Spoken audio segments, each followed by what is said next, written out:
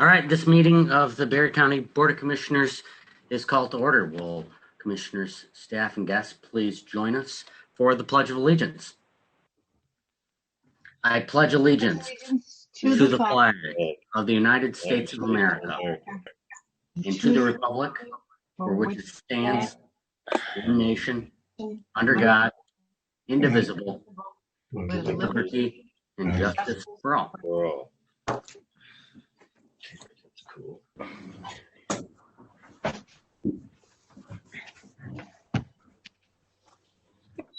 Thank you. Limited public comment. At this time, any member of the public wishing to address the board should raise their digital hand now by pressing the raise hand button on Zoom or *9. Our first speaker today will be Joel Ibbotson. Will we please unmute Joel? Joel, you're unmuted. Good morning, Joel Ibbotson, Rutland Township, and I'm sitting with you live from Ritchie's, where you can see this place is pretty empty, and they're still working on right now trying to work with the governor's orders and whatnot, no different than any other restaurant. It'd be really nice if the county would just spend some time in this meeting to discuss what they can do to help this business along with many others. If they could look into tax abatements, if there's any permit costs or regulatory fees, let's reduce the cost to zero like the city's done.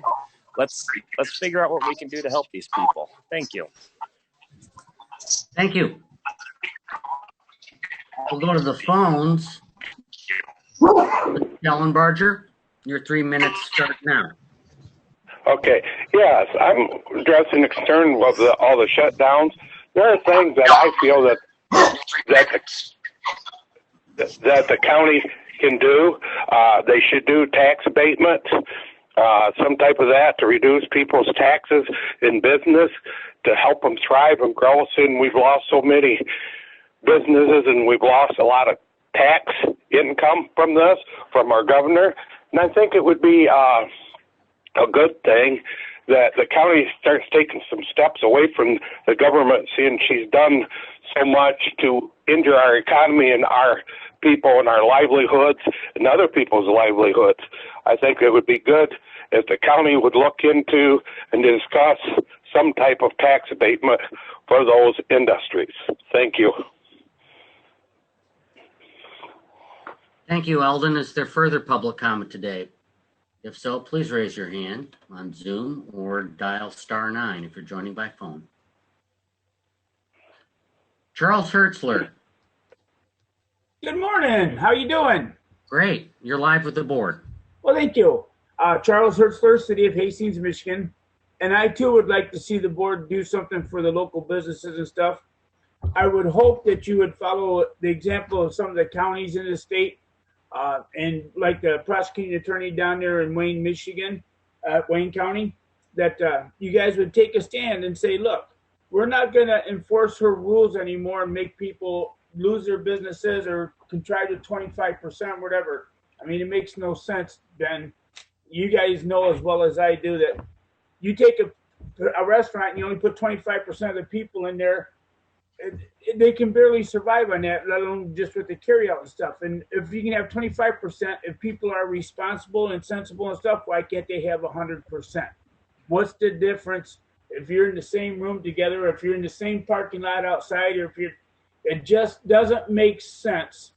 And it just would make more sense, and it would be more honorable to me to see our county stand up, like I say, like other counties in the state are doing, and say to the governor, enough is enough. We're not going to make them enforce your laws. We're not going to have the health department come in and shut you down or fine you or whatever.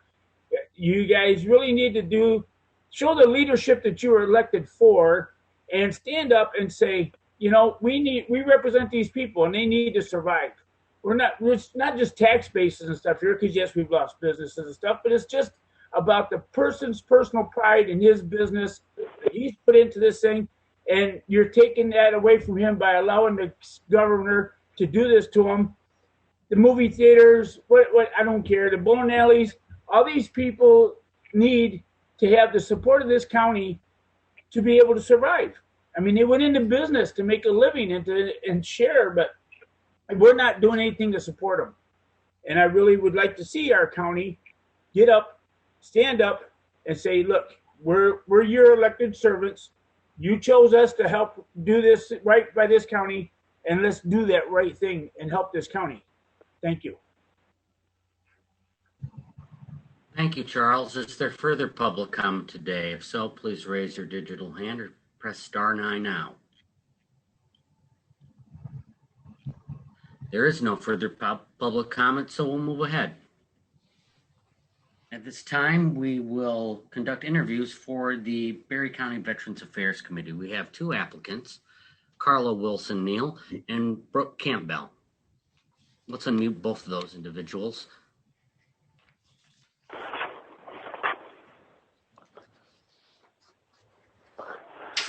Good morning. Morning.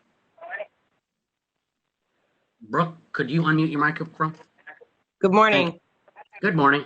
So both of you are applying for the Veterans Affairs Committee. We'll give each of you a couple of minutes to state your background, state why you'd like to serve, and then the board will go into questions. So we're going to start with Brooke. Okay. Hi, I am excited to be on here today. I am a mother of 4. I was not born and raised in Barry County, but I met my husband overseas, who's also a veteran.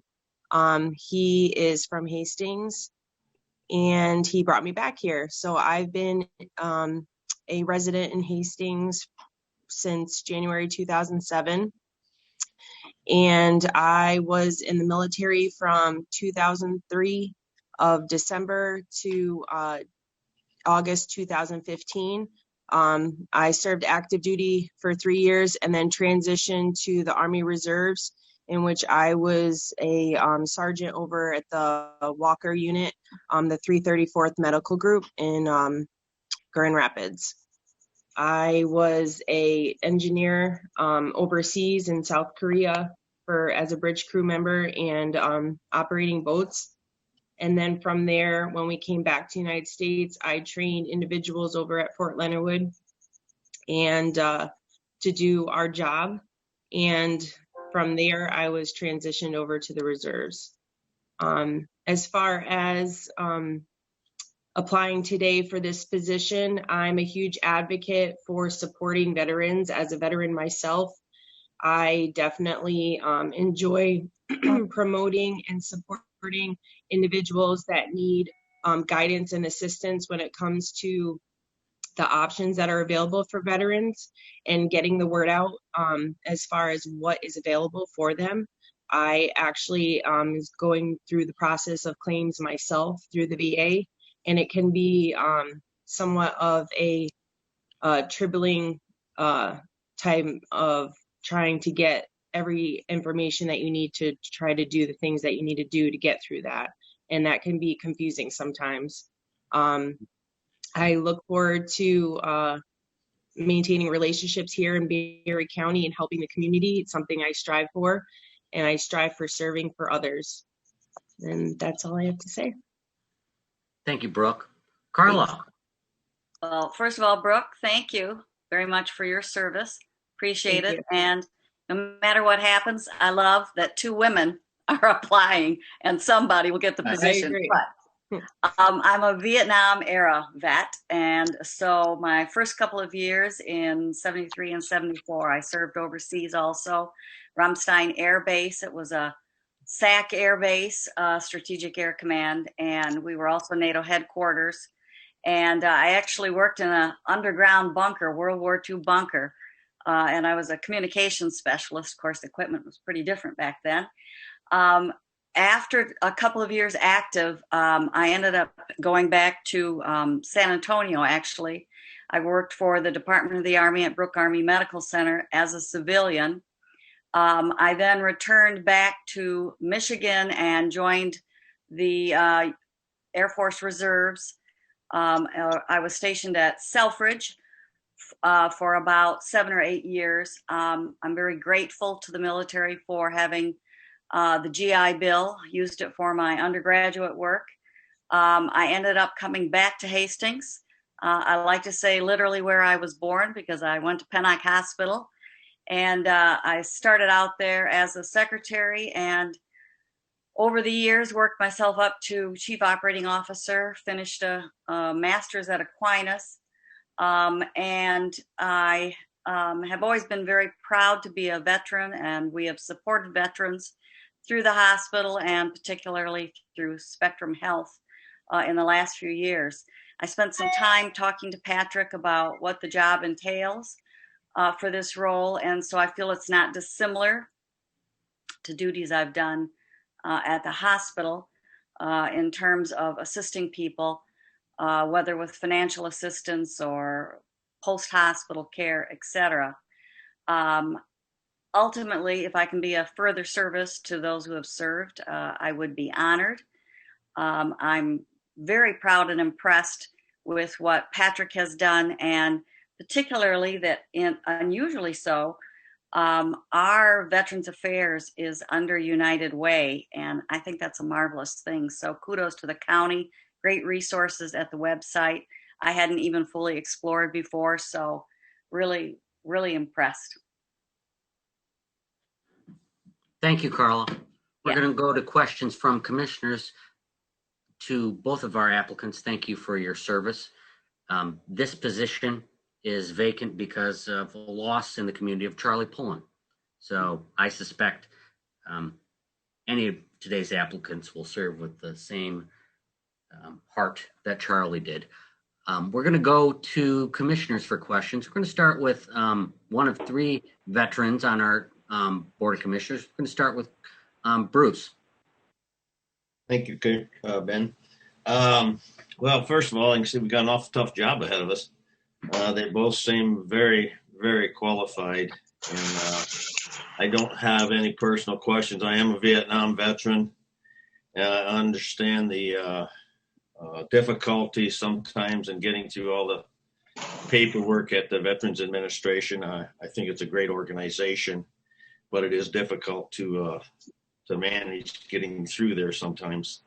But I'd like to thank both of the ladies and applicants for their service and stuff. It's I think it says an awful lot about them as people, and appreciate the time you're taking and coming out here to do this for the veterans.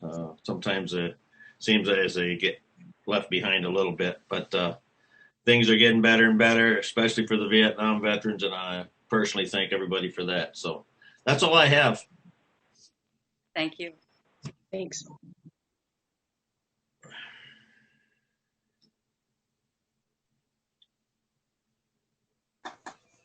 Ooh, do you have any questions?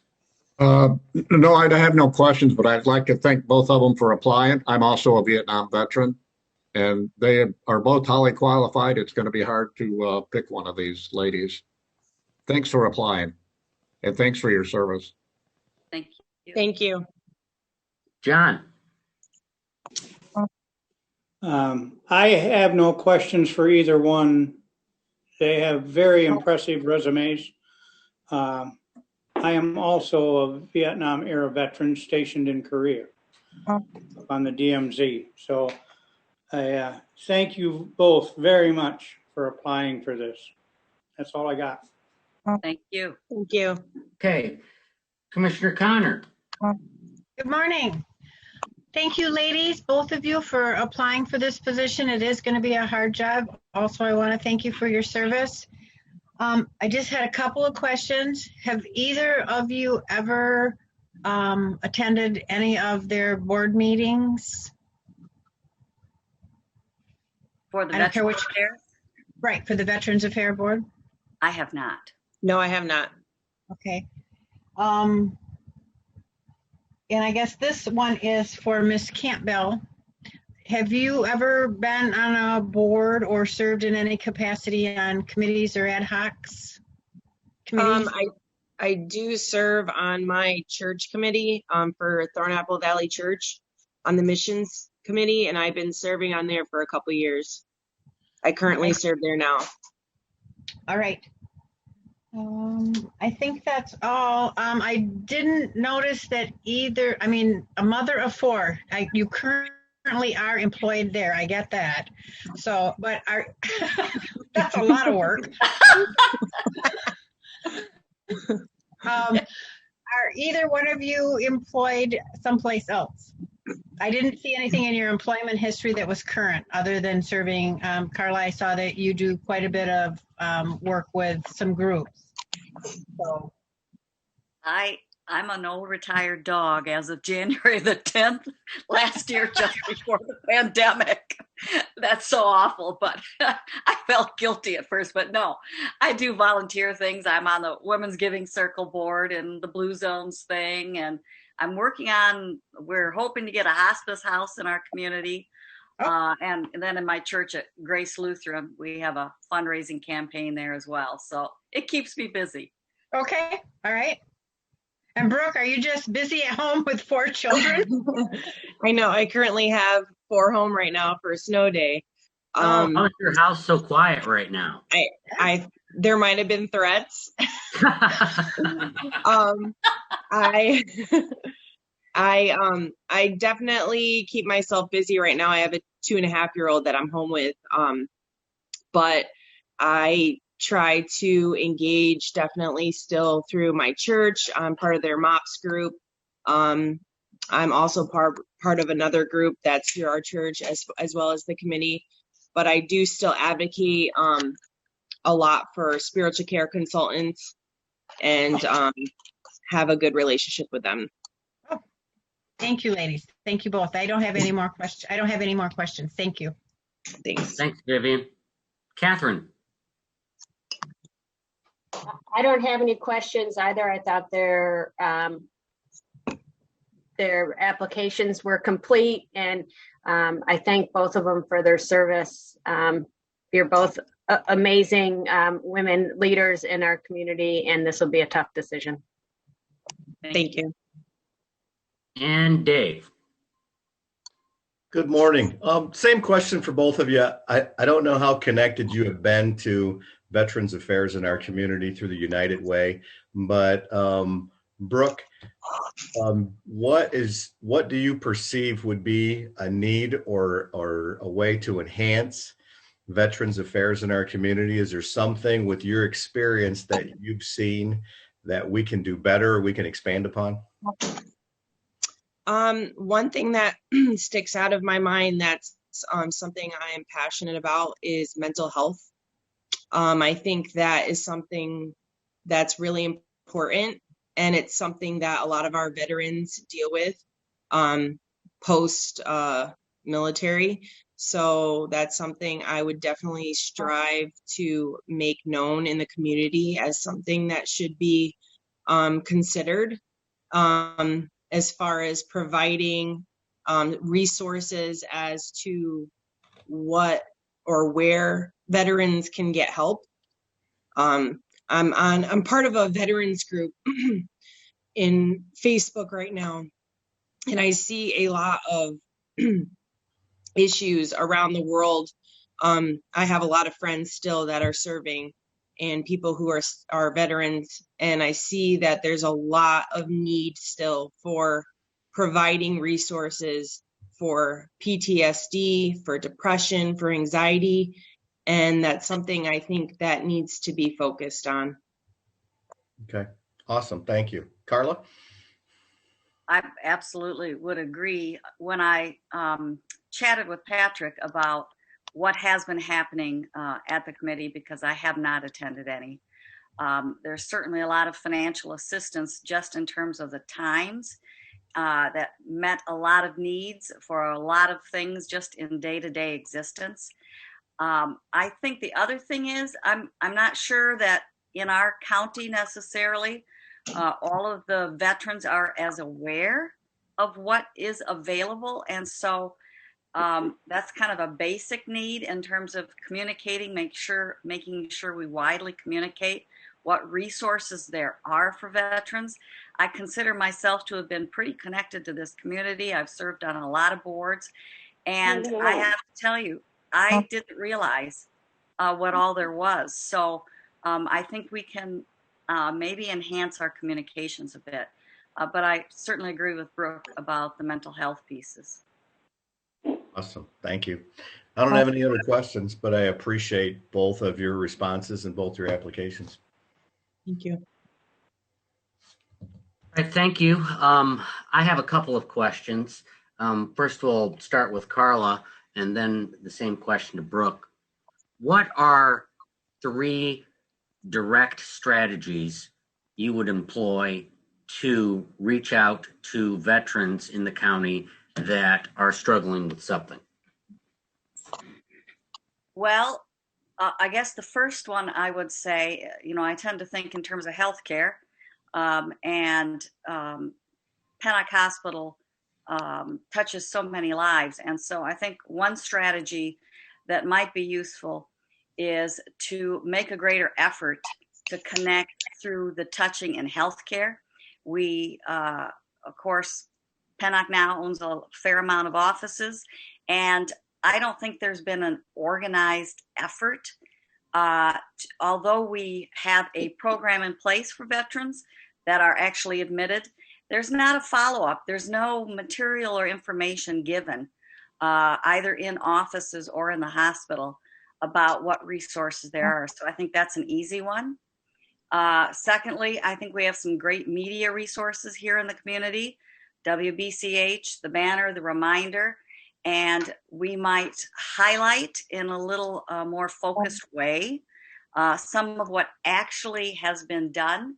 I don't think there's an awareness of the different or the broad ways that veterans are actually assisted here. So that would be the 2.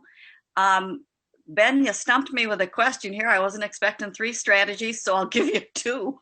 That's fine. We'll take it. Okay. Thanks, Carla. Brooke. I would have to fully agree with Carla. Those are 2 great ways to raise awareness in our community. I'm not sure how they would be able to, because of the current situation that we're going through with the pandemic, that'll make things a little bit tricky. But maybe for the future, we could work on some sort of fundraiser that would be able to bring people together in order to, whether it's, putting out the information in booths and letting people physically able to, talk to people in our community and be able to get that support, and see what the resources that are available for veterans, and maybe having some sort of implementation where there's reading material. I know a lot of people use our Reminder and stuff like that, our newspapers. A lot of people still read the paper. The social media aspect is definitely something that everyone uses nowadays, and I think those are probably the 2 best ways to get the word out to people in our community in order to have them access these resources. So, got it. Yeah. Last question. We'll start with Brooke and then go to Carla. What would your elevator pitch, your 30-second message to a veteran that is struggling be? If you ran across somebody in the grocery store that was a veteran and you just had a quick conversation, what would your pitch be to get them into our system so we could provide services? First and foremost, I would tell them that they're not alone and that there is people that are here to help them, and that they would be able to exercise the availability of resources that we have in the community. And if they needed help, I would be able to walk them through it and, make sure that they're able to ask the questions and have their questions answered, that they are, either struggling with something or they need help, or they may just not know where to start. And I believe that I would be able to direct them in that, that stance in which they can be able to head in the right direction. Thanks, Brooke. Carla. Well, I probably would say, we both served our country, and now it's our chance to serve each other. And so let me help you. I've had people help me. I'm not embarrassed to say it. You shouldn't be embarrassed to ask for help. That's the grace we give each other. We're blessed with many resources in our community. And so please just let me help you. Great. Well, thank you to both of our applicants for your service to our country and your willingness to serve the county. Thank you. Thanks.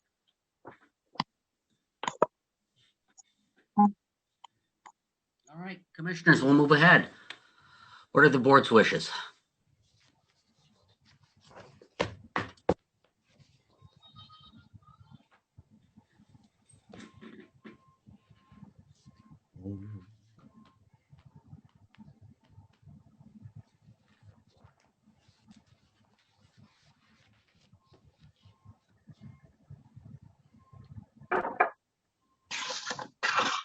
Don't make us get out a coin.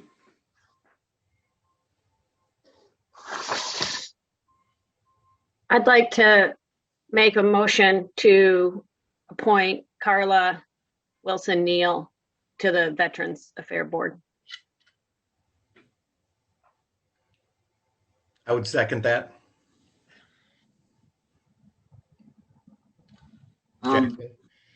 Madam Clerk, are you on the line? Yes, I am.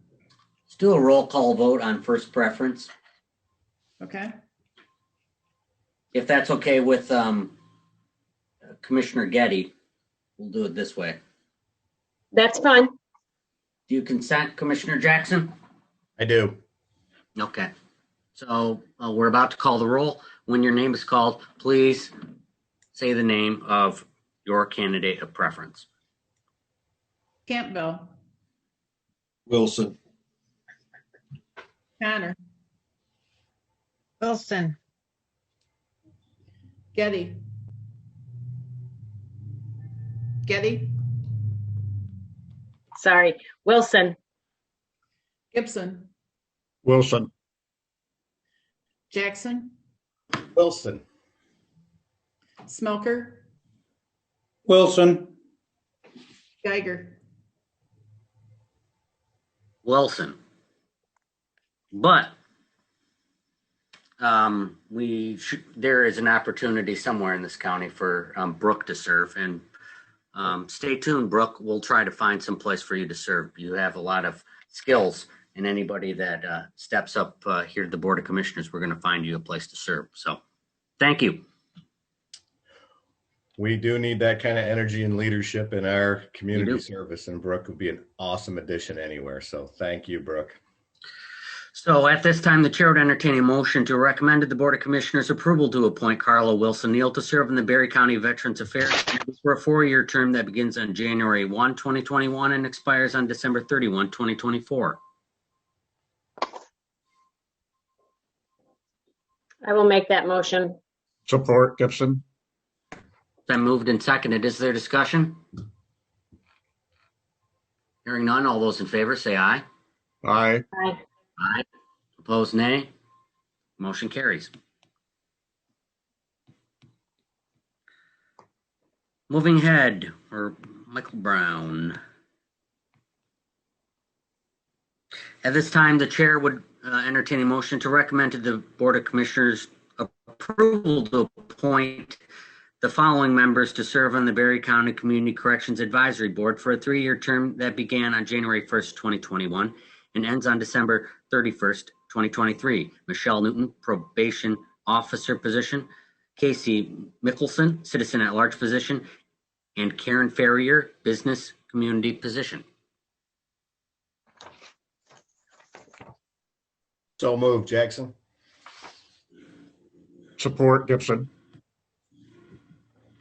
That motion is made by Jackson, supported by Gibson. Discussion, Michael. Sure. Thank you, and good morning, everyone.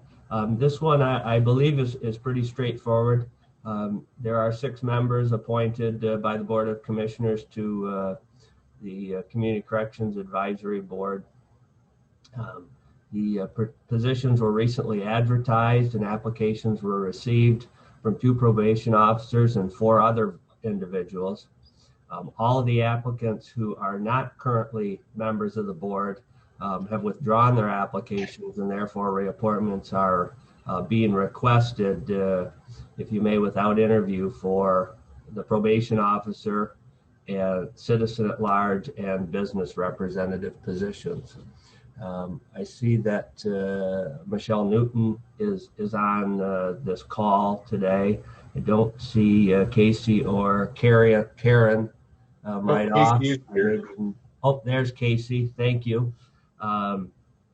It was not required that they attend today, as these are, as I understand, reappointments without interviews. But it does appear that we have a couple of those folks who have joined us.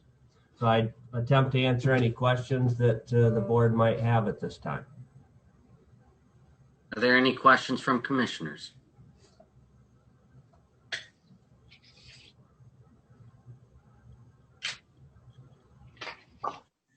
Hearing none, the question before the committee is to recommend to the Board of Commissioners appointment of the following members to serve on the Berry County Community Corrections Advisory Board for 3-year terms that began on January 1st, 2021 and end on December 31st, 2023. Michelle Newton, probation officer position, Casey Mickelson, citizen at large position, and Karen Ferrier, business community position. All those in favor say aye. Aye. Aye. Aye. Opposed, nay. Motion's carried. At this time, the chair would entertain a motion to recommend to the Board of Commissioners approval of the attached First Amendment to intergovernmental contract between the Southwest Michigan Behavioral Health Regional Entity and the counties of Berry, Berrien, Branch, Calhoun, Cass, Kalamazoo, St. Joseph, and Van Buren, and authorize the board chair to sign. So moved, Jackson. Support, Getty. It's been moved and seconded. Apologies for the sound. There's a guy snow plowing my sidewalk, and I don't want to make him stop. So thanks to that dude. Any discussion? Done. Hearing none, we'll proceed to vote. All those in favor say aye. Aye. Aye. Opposed, nay. Motion carries.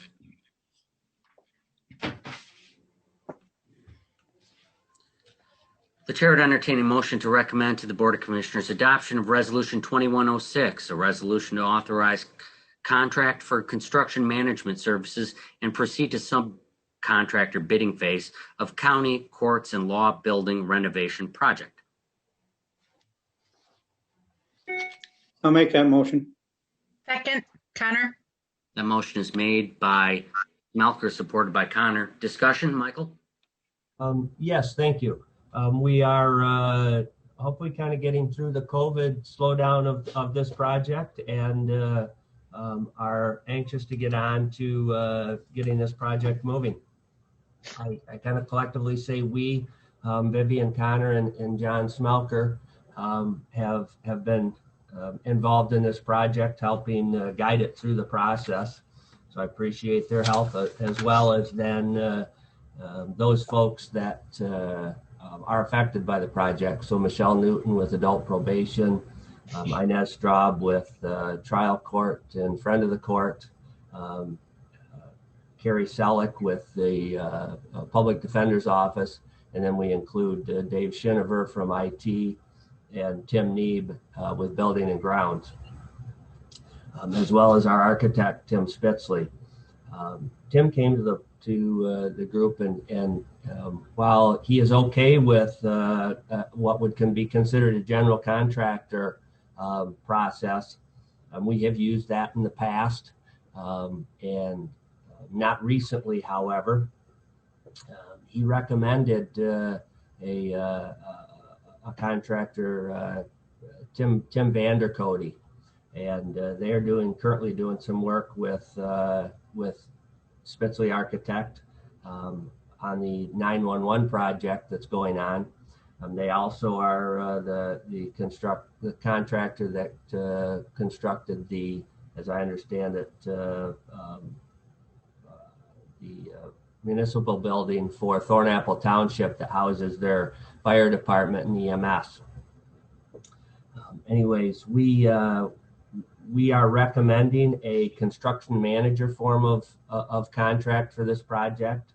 We believe that it provides, and it is the form that we used most recently on the courthouse project.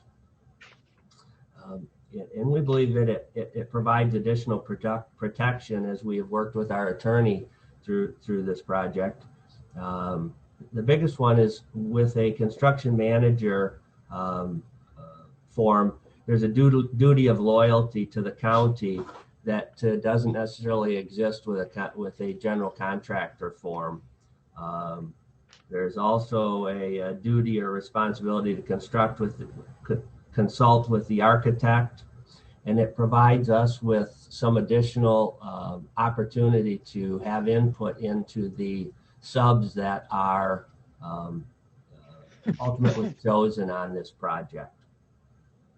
So we presented you with a standard AIA document that is used, AIA version 101 of 2017, and then a first amendment to that AIA document, which overlays the construction manager information or requirements that we're interested in. And then there's an exhibit to that AIA, which provides for the insurances that we want spelled out. We do that because the AIA document's a template. It does not meet all of our needs, and these two, the First Amendment and exhibit, then add in the additional, more stringent requirements that we're looking for. If the board were to approve this today and then approve it at the Board of Commissioners meeting next week, we would advertise on the 25th for subcontractor bids, as well as on the 4th. So we'd run advertisements locally as well as in the Builders Exchange for a couple of weeks. We anticipate a walkthrough, a pre-bid walkthrough on the 16th of March. And then bids would be due on the 25th of March and opened at that point. So we could then bring them to the board. So ideally, the end of March, we would have bids in hand and be able to begin to recommend to you a project along with scheduling. So I'll stop at this point and try to answer any questions that you might have. I have one. The subs you mentioned could be local contractors? Absolutely. We will, what we will do is advertise again locally. Tim Vandermark, too many Tims, pardon me. Tim Neeb has provided a list of subs that we've worked with before and those that have kind of shown an interest. If you have a sub that in a trade that you're aware of and would like us to reach out to, please let us know. We'll pass those names along to Tim Vandercody and the architect as well. And then, we'll work diligently to try to get as many local subs involved as we can. I think that's a good idea because they work here, they live here, they pay taxes here, and they should get a chance at the work in our county. Any other questions? Hearing none. Go ahead, Dave. Michael, do you have a timeline for the project completion as far as did they give you a goal date? I don't yet. We'll know that. That's part of when we do the get the bids in. construction manager / general contractor will then be able to put that timeline together. One of the items that we have identified and that the in this case Vander Cody is very aware of is that there are some funds, namely the funds through the state of Michigan for the Public Defender's Office. It totals about $130,000 that are available for the public defender portion of the project. It's not going to cover all of it, but although maybe it will, we'll see. But regardless, we have those funds available. They were approved in a previous budget. We had them extended, and then they've been extended a second time through because of COVID through the end of this state's state's fiscal year, which would be the end of September. So we've made it very known that we need to get this project, and in particular, more precisely, that portion of the project completed before the end of September so that we can leverage and take advantage of those funds. They're aware of that. Okay, good information. Thank you. They're also, Dave, one other point is they are working on a project right now at 911. Not as large of a project, but nonetheless a project in our community. So my guess is that they're going to want to try to get on site here as soon as they possibly can so that they can, at minimum, move from 911 here and not have to relocate it, if you may, and maybe take advantage of the ability to have folks in one community doing a couple of projects. Awesome. Thank you. There any other discussion? Hearing none, the question before the committee is to recommend to the Board of Commissioners adoption of Resolution 2106, a resolution to authorize contract for construction management services and proceed to subcontractor bidding phase of county courts and law building renovation project. All those in favor say aye. Aye. Aye. Aye. Opposed, nay. Motion carries. The next item comes from the previous Board of Commissioners. Former Commissioner Heather Wing introduced a proposal last year to require departments to provide reports to the Board of Commissioners. Now, in the 10 years that I've sat on this board, I've heard a lot of annual reports from a lot of different departments. And we do not currently, at this time, have a schedule for when departments provide reports. Some departments are required to provide reports annually. Some do not have that requirement. We have about 24 to 27 different entities that could provide reports to the Board of Commissioners. That fits pretty snug with our 2-year board term. So I'd like to have a discussion today about scheduling departments to give reports. Maybe some of them not annually, but biennially. If we're going to start scheduling them, we should do it now. I would think every 3 months would be often enough.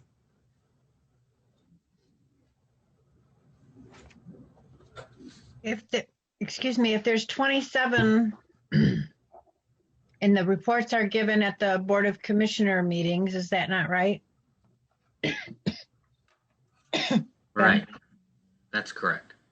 We could do 2 a month.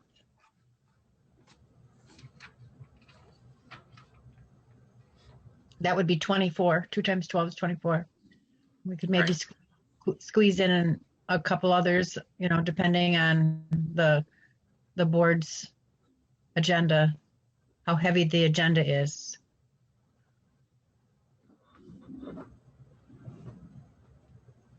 It'd be nice to get in a annual rhythm of when departments report to the board at what time of year.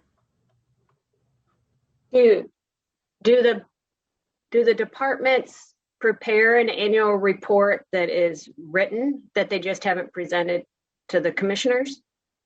Sometimes it's visual. Sometimes they have graphics and charts, and we engage in discussion about what the data means. But there is a written copy, usually. But even now, without presenting to the commissioners, do the departments prepare an annual report? Some do, some don't. I would, at the minimum, want to see an annual report from each department.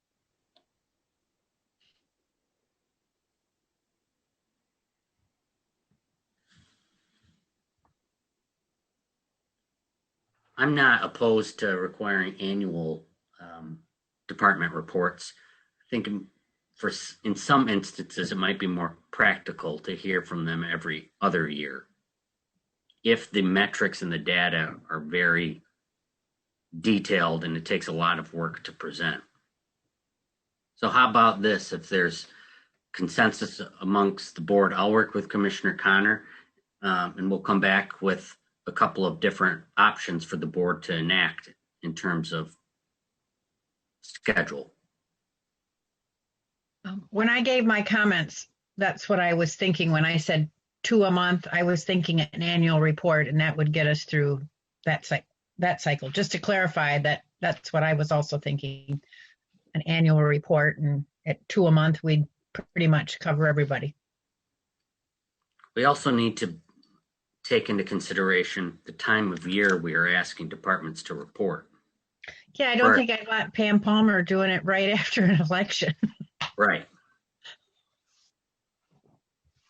Okay. I think it would be helpful to see a list of the departments that you're thinking about. I've got it up on another screen. You're talking airport, central dispatch, Charlton Park, Commission on Aging. Some of those we hear from.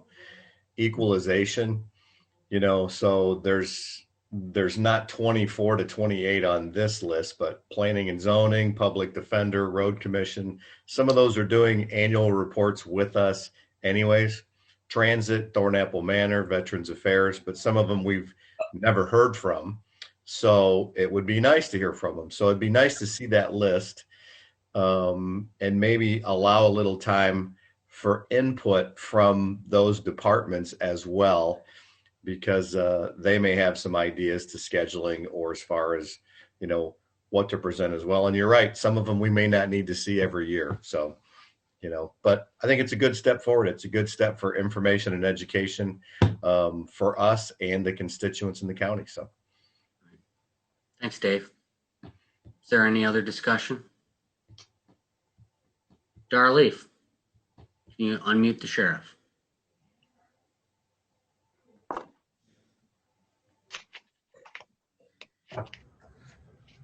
Dar, you're muted. That better? That's better.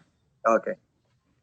Just keep in mind too, some of us don't get stats because we get stats from the state, and those usually don't come completely in until like April. So when you want to do that schedule, keep that in mind, will you? Will do. Thank you, Sheriff. Is there any further discussion? Any member? This is not going to be an issue that we're voting on. And there will be more discussion amongst us commissioners on this topic later. Moving ahead, limited public comment. At this time, any member of the public wishing to address the board may do so for up to 3 minutes. Please raise your digital hand now or dial *9 now.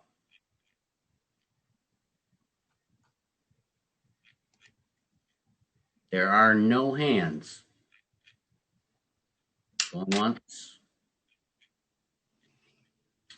There are no hands. We've reached the end of our meeting. If there's no objection, the committee will now adjourn. We are adjourned. Thank you.